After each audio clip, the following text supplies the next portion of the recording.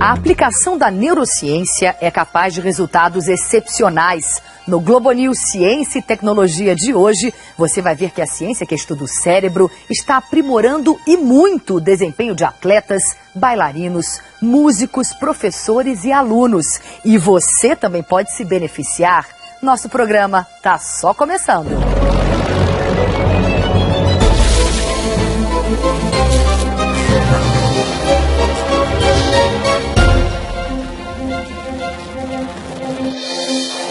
Gabriel, Joyce, Maria Fernanda, Diego, Débora, Josilene.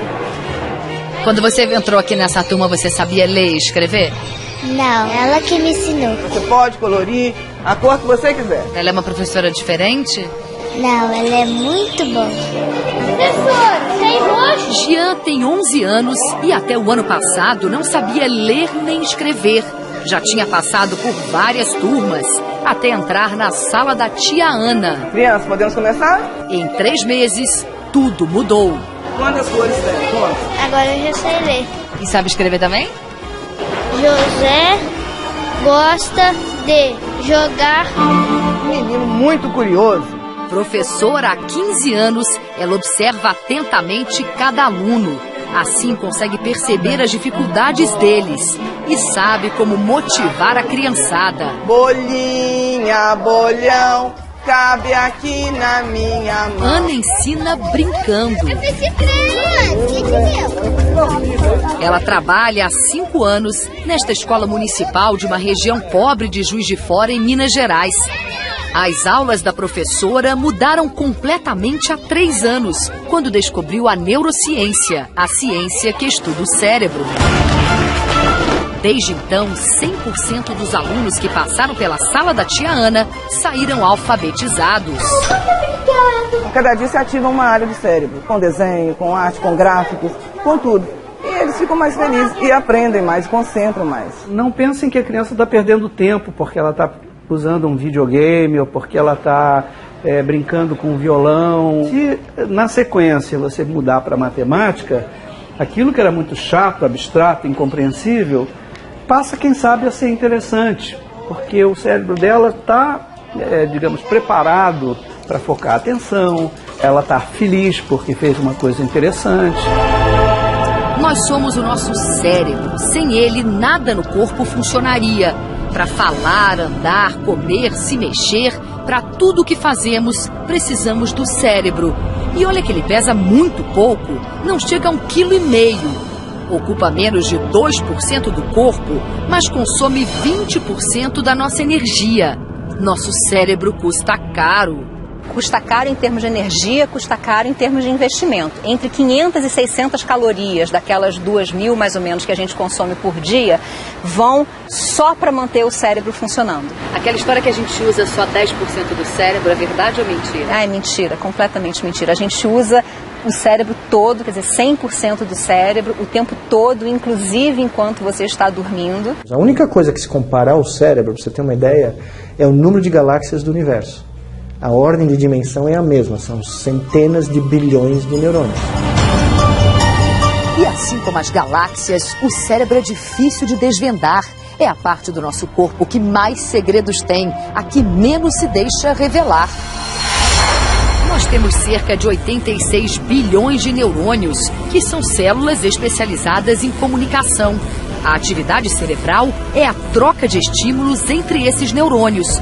Mas eles não se tocam diretamente. A comunicação se dá através da sinapse, que é a conexão entre neurônios. É quando os neurônios passam informações entre eles através de impulsos elétricos. O cérebro nasce com aproximadamente 250 bilhões de sinapses. Aos 8 meses, o bebê já tem 600 bilhões de sinapses. Esse excesso de conexões no começo da vida é apenas matéria-prima. É como se fosse um bloco de gelo bruto. Ali dentro há todas as possibilidades de escultura, mas por enquanto ainda não é nada. Para que esse bloco se transforme numa escultura de fato, todo o material que está sobrando tem que ser removido. E isso vai acontecendo aos poucos. Parte do bloco vai sendo eliminada e parte vai sendo esculpida. No cérebro, o que faz essa escultura é justamente o uso. Quanto mais a gente usa o nosso cérebro, mais ele vai se definindo. As conexões que a gente não usa vão sendo eliminadas.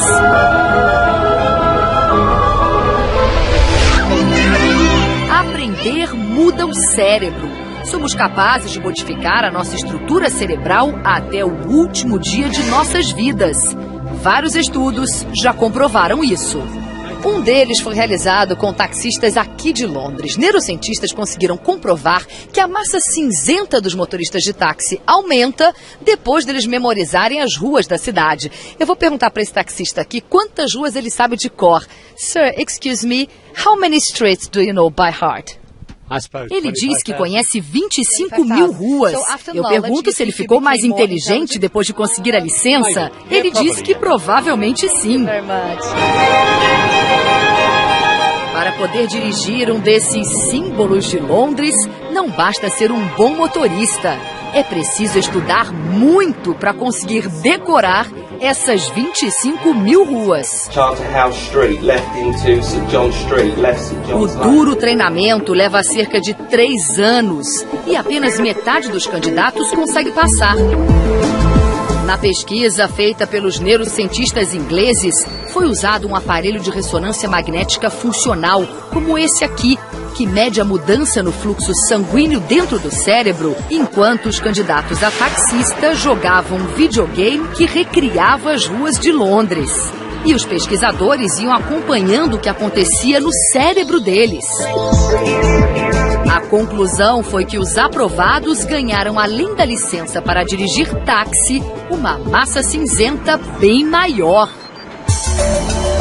Neurocientistas são unânimes em afirmar que é possível melhorar a capacidade do nosso cérebro sempre, mas... Fazer só palavra cruzada não é a solução, mas usar e manter o cérebro sendo desafiado continuamente, intelectualmente, é quase como o músculo, né? Se você para de usar o músculo, você tem uma atrofia. O cérebro é muito assim. A princípio, qualquer pessoa pode se tornar excelente, extraordinário no que ela faz, desde que ela tenha um interesse extraordinário pelo que ela faz e a oportunidade de praticar a um nível extraordinário também com aquilo. É suor mesmo. Praticar modifica o cérebro. Olha só essa imagem. Para percorrer essa mata, você tem que construir uma série de trilhas. Depois de algum tempo, você percebe que só vai explorar algumas trilhas e elas se tornam mais largas, viram quase estradas. As que você não percorre vão desaparecendo e a sua mata fica desse jeito. É exatamente o que acontece no nosso cérebro. Quanto mais praticamos, mais fortalecemos o caminho que o nosso cérebro faz para executar uma determinada tarefa. Assim ficará mais fácil achar essa trilha da próxima vez. Há períodos na vida em que ocorrem mudanças no cérebro com mais intensidade. São as chamadas janelas de oportunidade. A maior delas acontece quando deixamos de engatinhar e começamos a andar. A criança, até os 10 meses de idade, é quadrúpede. Vai engatinhando. E tem um cérebro que funciona como o cérebro dos cachorros ou de qualquer outro animal quadrúpede. Olhar como um quadrúpede olharia. Quando a criança começa a ficar em pé, descobre um mundo novo. Aí morrem, se desenvolvem novos, perdem pedaços. E depois nunca mais na vida teremos uma perda tão gigantesca como essa aí. A aprendizagem é toda mais fácil quando é feita de criança. Quanto mais cedo ela puder aprender, melhor. É possível começar a criar memórias de longa duração desde pequeno. Esse é o objetivo da Escola Municipal de Guarani, uma cidade mineira de apenas 9 mil habitantes. O que foi, Cinderela? Os professores usam fundamentos da neurociência, a ciência que estuda o cérebro, para preparar os alunos para a alfabetização. Aqui nada é forçado. A ideia é que o aprendizado seja natural, sem imposições, sem críticas. Muito pelo contrário, segundo a neurociência, elogiar é fundamental. Elogiar é uma motivação extraordinária, né? Eu acho que precisa ser mais usada em escolas, em casa. Batalhão! É isso que a gente quer que o nosso aluno tenha aqui na escola, uma emoção positiva para que ele guarde aquilo na memória e possa usar lá na frente. E não são só emoções positivas que a gente guarda na memória. Acontecimentos negativos também podem ficar para sempre na nossa cabeça. Quem não se lembra onde estava no dia 11 de setembro de 2001? Todo mundo se lembra onde estava, com quem falou, que horas eram. Foi um momento emocionalmente muito forte, muito intenso. Então, isso grava melhor. E acredite, nós gravamos até quando não fazemos, até quando não estamos executando a ação. Neurocientistas afirmam: imaginar é quase praticar.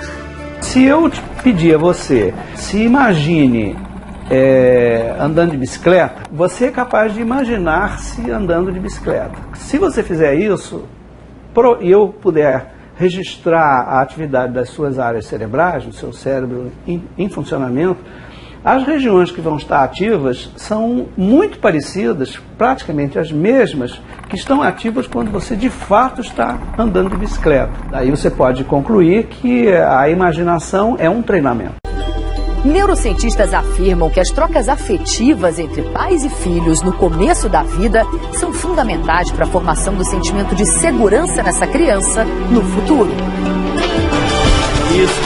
Rui, que é neurocientista, estudou muito e percebeu que poderia ajudar atletas a melhorar seu desempenho trabalhando o cérebro deles. Imagina que você está na área de aquecimento agora, trabalhando a respiração, focado nos movimentos que você vai executar durante a luta.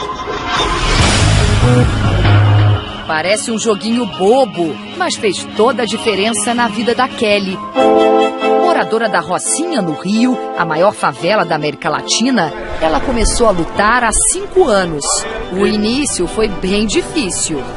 Ficava nervosa, tremenda, na hora de lutar não conseguia fazer e acabava caindo.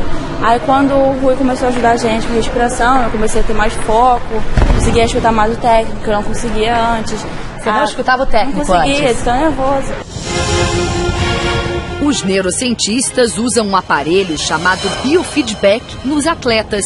Um sensor é colocado na orelha dos judocas para medir a frequência cardíaca. Quando estão nervosos, ansiosos, o batimento fica irregular. Para evitar isso, os atletas aprendem uma técnica de respiração para treinar o coração, que envia sinais elétricos para o cérebro. E são esses sinais que fazem a asa delta do joguinho ganhar altura e velocidade. O treinamento aumenta a capacidade de concentração e o autocontrole dos judocas. Vamos lá, trabalhando a respiração, prolonga a exalação, explora a pausa, explora a pausa. Explorar a pausa é o que fazem também os alunos dessa escola municipal de Caucaia, uma cidade que fica na região metropolitana de Fortaleza. Antes eu fazia as contas sem pensar, agora eu penso. Como o método do semáforo que a gente ensinou, tem que parar, pensar e agir. A metodologia do semáforo é simples e muito funcional. Quando a gente está na aula de História e Geografia, eles param para pensar, né, que nem antes que eles diziam qualquer resposta só para ser engraçado. Aqui as crianças são incentivadas a fazer uma tarefa de cada vez.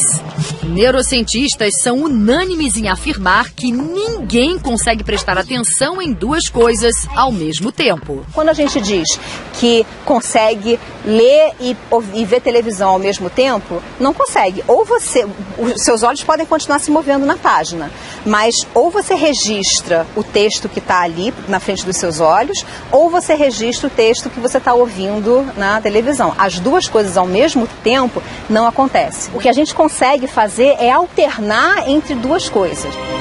Você viu? Você foi testemunha disso. Murilo Rosa, 42 anos, ator. Vamos resolver, vai! Parou! Elvira Souza Lima, 62 anos, professora. Não deixa gastar fora. Será que essas duas profissões têm algo em comum? As duas profissões que se caracterizam por conservar a memória até uma idade mais avançada são a de ator e a de professor, que são aquelas duas em que o indivíduo mais tem que ler. A leitura é uma das coisas que mais ajuda a memória, que mais exercita a memória, porque a leitura exercita muitos tipos de memória ao mesmo tempo. E acredite, malhar também faz bem à memória. Pesquisas de universidades americanas mostraram que a prática regular de atividades físicas ajuda a pensar com mais clareza e melhora a aprendizagem. Antes de ser ator, Murilo Rosa era atleta. Chegou a participar de 2 campeonatos mundiais de taekwondo. Murilo pratica com frequência 2 coisas que ajudam e muito na memória: leitura e exercícios físicos. Não é à toa que ele lida com tanta tranquilidade com os textos que precisa decorar. Claro, coronel, eu falei porque, sei lá, foi só uma impressão. O cérebro da gente, ele é tão complexo, é tão interessante, que aquilo ali ele vai se tornando já parte de você. Vai ter uma hora que você está repetindo aquele texto e você nem acredita que você sabe daquilo. Você fala assim, meu Deus, eu já sei tudo. Aprender é criar novas memórias de longa duração. Um dos maiores especialistas no mundo em memória é categórico. Todas as memórias são associativas. A memória é um fato associativo. Veja essa situação como exemplo. Você pensou em Florianópolis, onde esteve em dezembro. Dezembro lembra o seu filho porque é o aniversário dele. Aí você se recorda da festa, do bolo do aniversário, do presente que ele te pediu. Isso te faz lembrar do cartão de crédito que você usou para bancar a festa. Lembra de dinheiro e ativa áreas de matemática no seu cérebro. A partir de agora, você passa a se concentrar nas contas que tem para pagar. É a chamada memória associativa, quando uma coisa leva a outra. Se você associar o que aprende a algum conhecimento antigo que você já tenha, fica mais fácil guardar para sempre na sua cabeça. Outra descoberta da neurociência fundamental para a aprendizagem é a importância do sono. E nas últimas décadas, o que tem se mostrado é que o cérebro continua muito ativo durante o sono, e essa atividade está a serviço da consolidação da aprendizagem. Agora a gente pode dizer que a gente aprende dormindo? Sem dúvida. Se o estudante não dormir bem, ele não vai conseguir prestar atenção na aula. E ninguém aprende sem estar atento. Uma pesquisa da Fundação Americana do Sono revela que 60% dos adolescentes sentem sono de manhã. Ou seja, matar a primeira aula, chegar atrasado na segunda e dar uma cochiladinha na terceira não é apenas corpo mole, não. É fruto dos hormônios.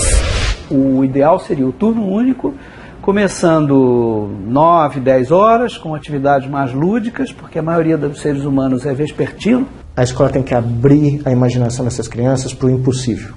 Elas têm que sonhar com o impossível.